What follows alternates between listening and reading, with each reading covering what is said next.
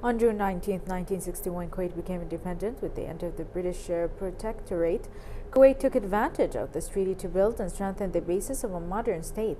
This treaty has provided foreign political stability and protection from external threats in Kuwait.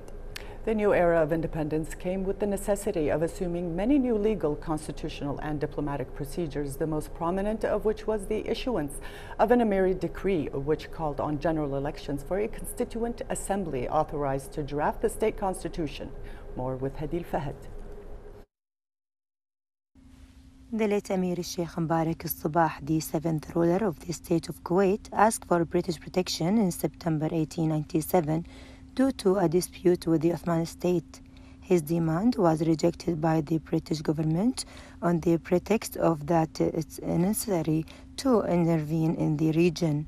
However, it changed its position and agreed on signing an agreement on January 23, 1899. The 1899 agreement between Britain and Kuwait, I think, was essentially a smart and pragmatic move by a small country like Kuwait, right on the border beside a large and aggressive empire. So outsourcing one's own defence capability to another country where there's a trusting, friendly relationship, it saved a lot of money, it saved a lot of energy, so Kuwait could focus on internal domestic politics. So looking back at it, it was actually quite a clever move.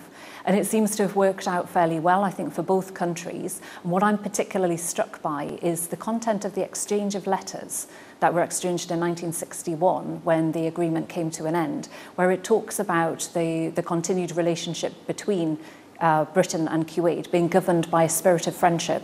So it's very nice to read something positive like that at the end of this sort of agreement. Efforts exerted for building the state since independence reflect the wisdom of the political leadership and stand as indicators of a better and wider horizon future towards further human achievements on the Kuwaiti arena. So I'm learning more every day as I spend more time in Kuwait about Kuwait's long and proud history. I'm also very interested in some of the future-looking developments, which are very wide-ranging. So cybersecurity is something that I'm learning more about. There's a clear British interest in that. It's something that we are a global leader in. But looking at how Kuwait is keen to protect itself and its citizens and its national infrastructure by having a better cybersecurity capability, I think that's one example of looking forward to the future. Kuwait independence was a new phase that made it enter the international community according to a special Kuwaiti policy based on pursuing peace and achieving cooperation with different world states within the framework of brotherhood and the friendship among nations. Hadil Fahad to Kuwait English News.